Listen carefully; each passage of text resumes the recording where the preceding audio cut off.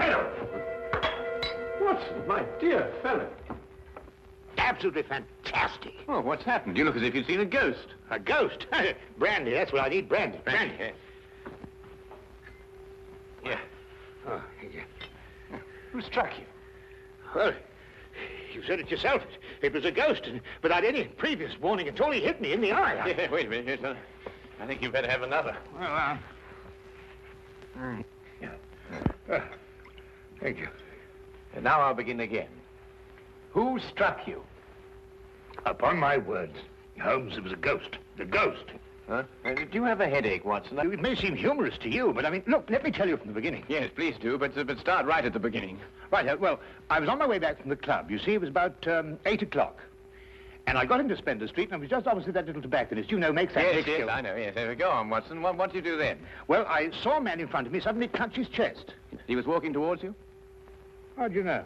Well, I mean, you said he staggered and clutched his chest. You must have been, Yeah, that's logical. Anyway, well, anyway, I rushed up to him to help him, you see, and he's still able to mumble something about he had a heart, and he lived in 19 Hooper Street, and would I help him get there? But there were no other pedestrians?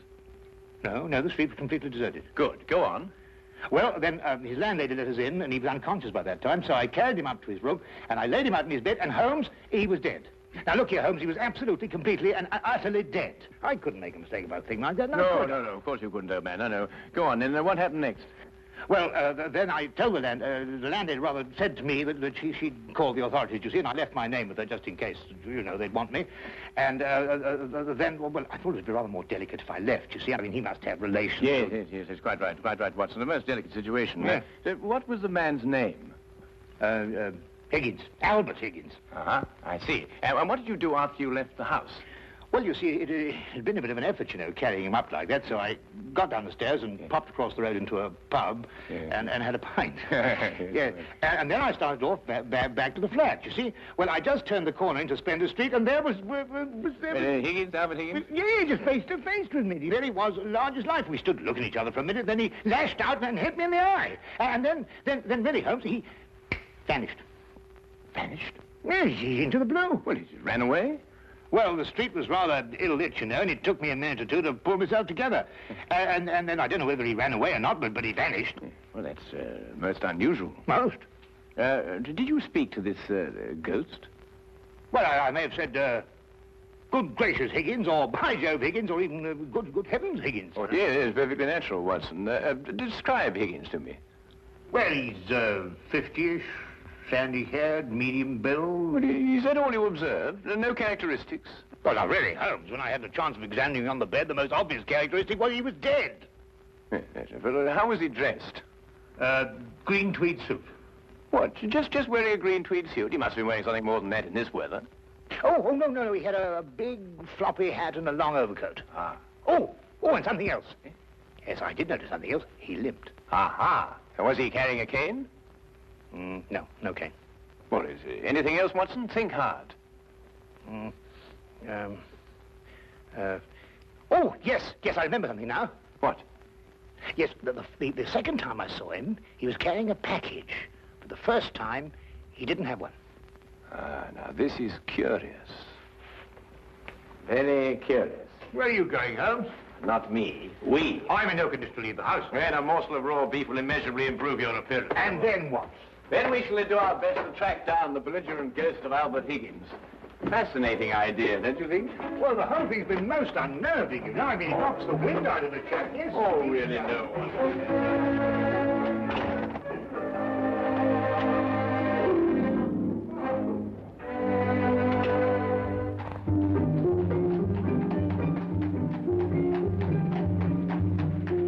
He was also a rather flamboyant character by the wide, rakish brim.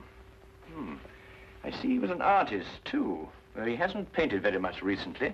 Notice the specks of paint underneath the brim here. And not house paint, but canvas oils. Here, what's this?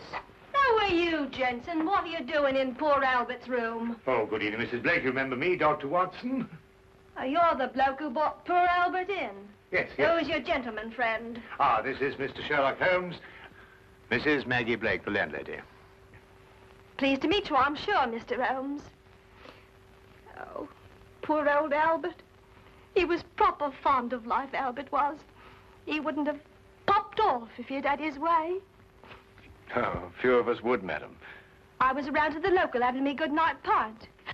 And grieving for poor old Albert. He would have wanted a proper send-off. With a pint of mild and bitter, Albert would. No doubt he would, madam. The body, I see, has been removed by the authorities. Oh, poor old Albert on a slab. Oh. Oh, dear, dear. Have you notified his next of kin, Mrs. Blake? No, he had none. He was all alone. Oh, I see. Where was Mr. Higgins employed, madam? At the Pembroke Museum, right around the corner in Spender Street. It's a picture museum. Albert was a day watchman. A day watchman, you say? What were his working hours? 9 in the morning till 9 in the evening. Punctual as a clock, Albert was. Never late a minute. Poor Albert. He always came back from the museum, then, at a few minutes after 9 every evening. Aye, to make his supper. He was a proper good cook, Albert was. Excuse my saying so, madam, but aren't you mistaken? Surely it's a little after 8 when Mr. Higgins finished work?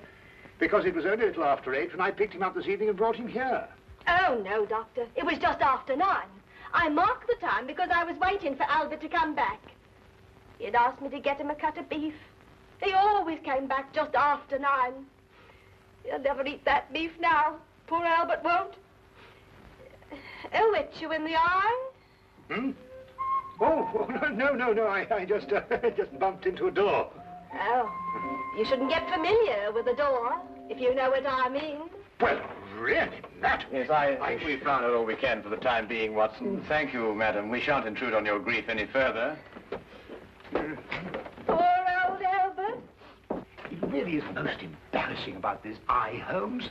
Did you hear what she inferred? It's a terrible situation. And she's wrong about the time. It was only a little after 8. And it's only a few minutes' walk to Spender Street. Yes. Time is a curious dimension, Watson. Habit and a preconceived notion can so easily reverse the hands of a clock. And yet the clock is still in perfect working order.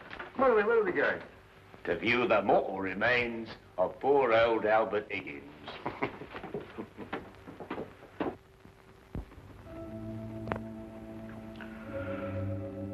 Well, there he is, Mr. Holmes. Nice and peaceful, I gave. Poor chap. See anything, Holmes? Nothing that I haven't already deduced, except that I drew an erroneous conclusion from his hat. He has painted recently, but indoors with his hat off. There are still traces of paint, quite fresh under his fingernails. What does that mean? I haven't the faintest idea. Well, you gents aren't the only ones interested in this dearly departed. Inspector Lestrade of Scotland Yard's looked him over, too. Oh, indeed. Oh, he's still here if you'd like to talk to him. Well, that should be very informative for one or the other, or both of us. I can't understand it, Holmes. I'm absolutely sure this is the man who punched me. I'm positive. But also the one who had the heart attack? Yes, I'm sure of it. One and the same. Well, he's punched his last punch. Where he probably is, they're punching him. Full of holes with pitchforks. Yes, well, I think we've seen and heard enough. Would you like to take us to Inspector Lestrade now, please?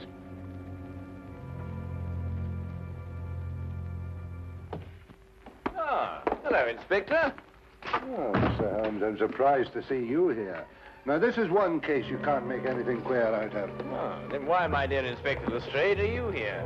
Well, when they brought him in, somebody recognized him as Pound-Note Albert Higgins. I come along to check the identification. We like to keep a track of our old pals, you know. What was he in prison for? Counterfeiting. He made the best pound note you ever saw. Yes, he was a real artist. Lestrade, there's no doubt as to the cause of death, is there? Oh, sorry, Holmes. Heart failure, no foul play. I understand you were with him in his last moments. Yes, I was with him on the street when he had the attack, and I took him home. There's nothing you could do, I suppose. Nothing. He was dead before I had a chance to do anything. By the way, what time was he brought in? Oh, let me see now. It would be about, yes, here we are. 9:45. Higgins' landlady notified Constable Smithers at 9:30. Smithers had them remove the body in a matter of minutes. Inspector, are you sure it was 9:30 and not 8:30? No, 9:30 is right here in Smithers' report. Why? Oh, No, it's nothing at all. You're quite sure, Lestrade, there's nothing more to this than a simple case of natural causes? Ah, no, there's no mystery at all. No mystery, Mr. Holmes. What happened to your eye, Dr. Watson? Oh, I bumped into a door. A door? Oh, well, that's a new one anyway. Was it a pretty door? No, really, Lestrade. That's all right, Watson. I won't tell a soul. Well, really, this is insufferable, Holmes. Nobody believes me. Well, why did you tell them the truth? What, that I was punched by a ghost? Yes, I see what you mean. We may have to take on this case anyway, if only to protect your honor and reputation. Well, it's intolerable, Holmes. Absolutely intolerable.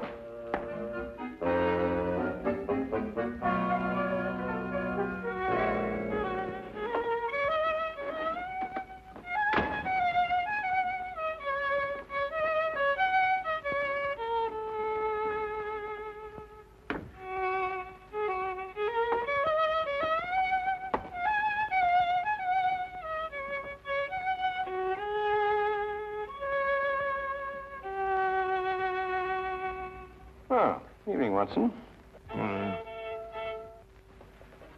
Anything wrong? No, nothing. Of course not, everything.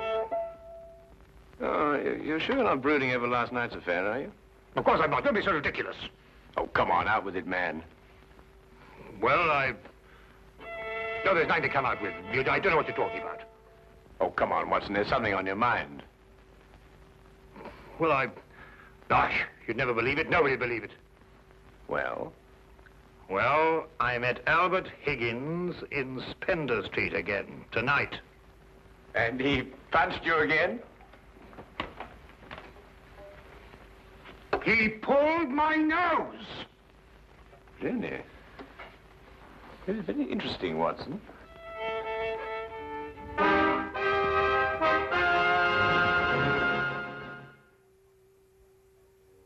My dear Watson, calm yourself. Look here, Holmes. This whole Higgins affair's gone too far. First of all, last night and now tonight. Calm yourself, Watson, and relate. Everything hangs on this second encounter. Well, it occurred just it had last night. I was on my way back from the club, and I'd reached Spender Street. It was a few minutes ago, as a matter of fact, just after 9 o'clock. I'd stayed rather later in the club than usual. There was a chap from Afghanistan. They was awfully interesting. Yes, Watson. Get on with his story. Well, I was rather preoccupied, as you know. This affair's cut me up, rather, and although I may not show it. Anyway, I was walking along. I suddenly looked up, and there was the pedestrian, a man a few feet from me. Walking towards you? Well, yes.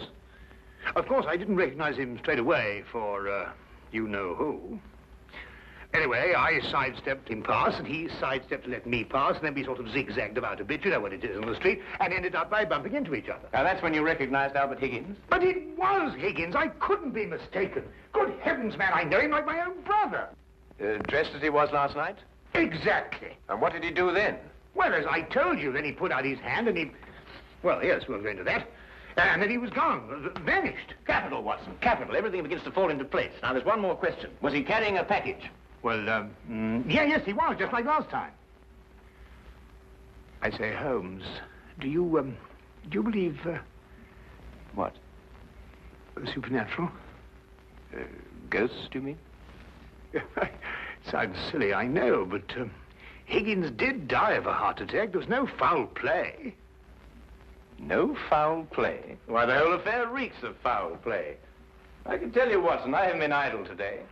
Do you know that the Pembroke Museum is showing a collection of paintings on loan from the Italian government, and that included amongst those paintings is Leonardo da Vinci's Moonlight Madonna? Well, I did read something about it in the paper. What's that got to do with Albert Higgins? Well, we must now pay a visit to the good inspector and inform him that if the ghost of Albert Higgins hadn't struck you in the eye... And pulled my nose. And pulled your nose, I would never have suspected the Moonlight Madonna would be stolen from the museum. What? Well, it's quite obvious, isn't it? Well, of course.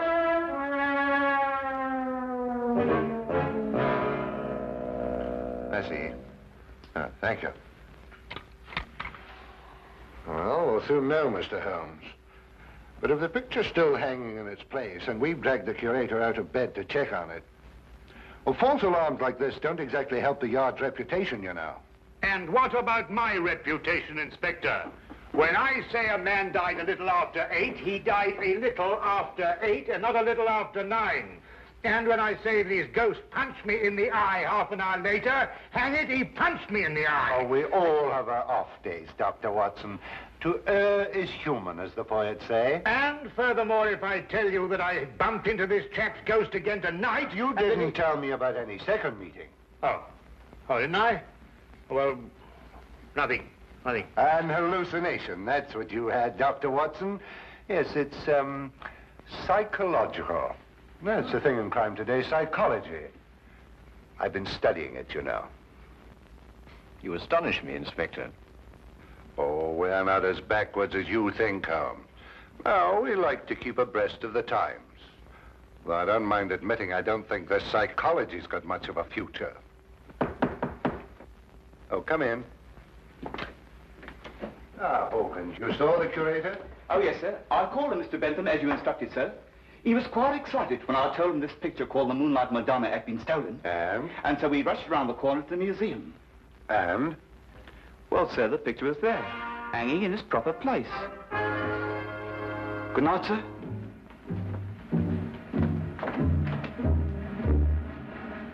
Well, there you are, Holmes. As I said to Dr. Watson, to err is human. Can I give you gentlemen a lift anywhere? Thank you, Inspector. Oh, I think it might be a good idea if we called at the Pembroke Museum on our way. But you heard what Hawkins said. The picture was hanging in its proper place.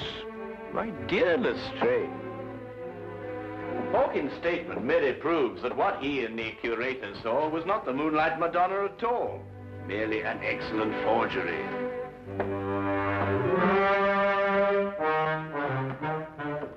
What's he talking about? Art, ghosts, my black eye, and psychology.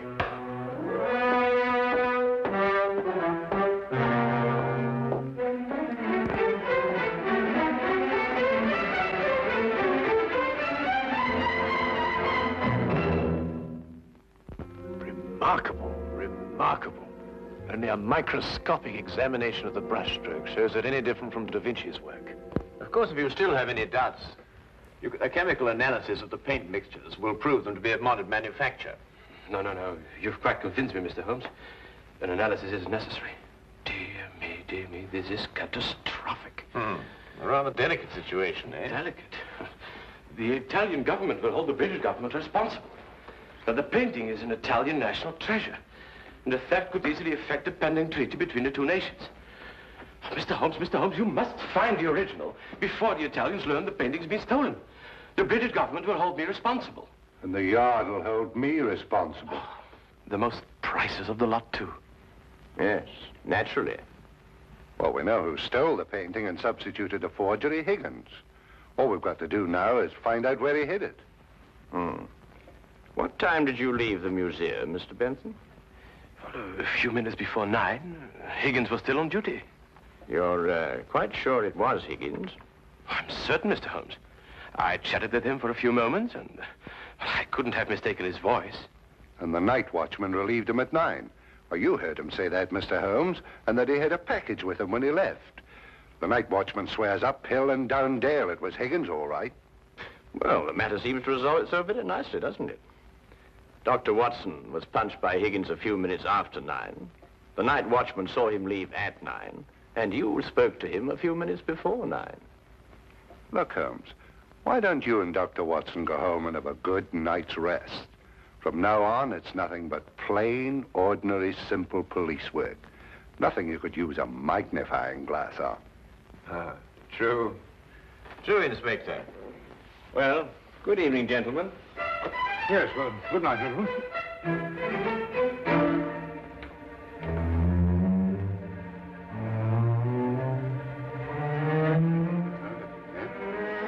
Terrible, Inspector. Terrible, Inspector. Terrible. What do we do now? Interesting affair, eh, Watson? Look, I don't care what anybody says. It was after 8 when Higgins punched me. Well, has it occurred to you that if Higgins didn't punch you, who had the heart attack? Well, now, look here, Holmes, Oh, confound it, for all I know, it was Higgins who punched me and his ghost had the heart attack. Come on, Watson.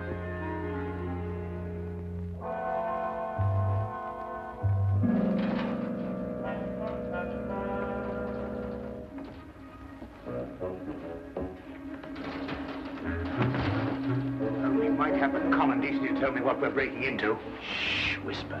But I am whispering. Oh, yeah. Look here, we broke into the rear of the museum because if so, Holmes, really, I don't know what's going to happen to us.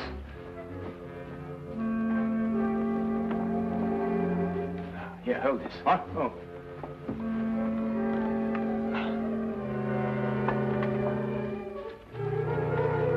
Holmes, this is sheer vandalism. Yes, well, then there must be a bit of a vandal in us all. Holmes, what are you doing? This is wanton destruction. I've never seen anything like this in my life. I forbid you to. I didn't know this side to your character, Holmes. I'm shocked. Ah, just as I thought. Look, Watson. Good heavens, the Moonlight Madonna. Yes, ingenious, isn't it? And yet, what could be simpler than to attach it to the back of an old rubber painting? How on earth did you work that out? Well, I just asked myself where I would hide a stolen canvas. Holmes, have you gone mad? No. We just await events. I don't think we should have to wait very long. Holmes! Dr. Watson! What's the meaning of this? Watson, I believe you've already met Mr. Bentham in his capacity as curator of the Pembroke Museum. Allow me to present him to you now as the picture thief. Charmed, Dr. Watson. Oh, delighted. What is this? So you discovered my little hiding place, Mr. Holmes. I'm curious. How did you know it was I and not the late lamented Higgins? Yes, I believe Dr. Watson's story from the first. If Higgins died at a little after 8, it must have been someone else who struck him a little after 9. But it was Higgins who punched me home. Don't know, Watson. It was a limp, a wide, floppy hat, and an exceedingly long overcoat that punched you, seen in a dimly lit street.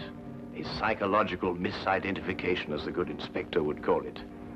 The night watchman was also a victim of the same illusion. And what about the landlady? How much did you have to pay her to set back the time of death by an hour, Mr. Bentham? Oh, not much, Mr. Holmes. How did you know it was me? Dr. Watson and the night watchman both identified the 9 o'clock Higgins visually at a distance. Only you pretended to have spoken to him. This meant that either you were lying or Dr. Watson was punched in the eye by a ghost. I believe the simple explanation. You almost make me feel transparent, Mr. Holmes. To anyone who viewed the facts objectively, you were. It's a pity that one crime has to lead to another. Yes, and I think it's a great pity, Holmes, that you broke that vase. Oh, yes. Well, it's only an imitation.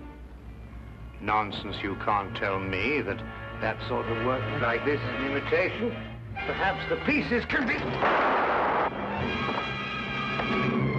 Well done, Watson, well done.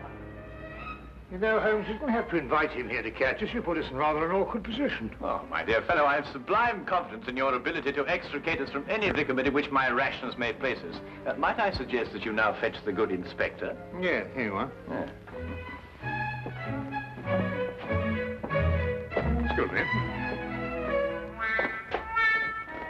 I say, Holmes, Bentham punched me in the eye. Who was it tweaked my nose?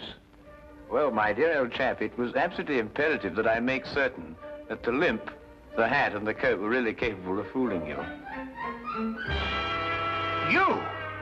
Yes, I regret to say I not only tweaked your nose, but I also pulled your leg. Oh!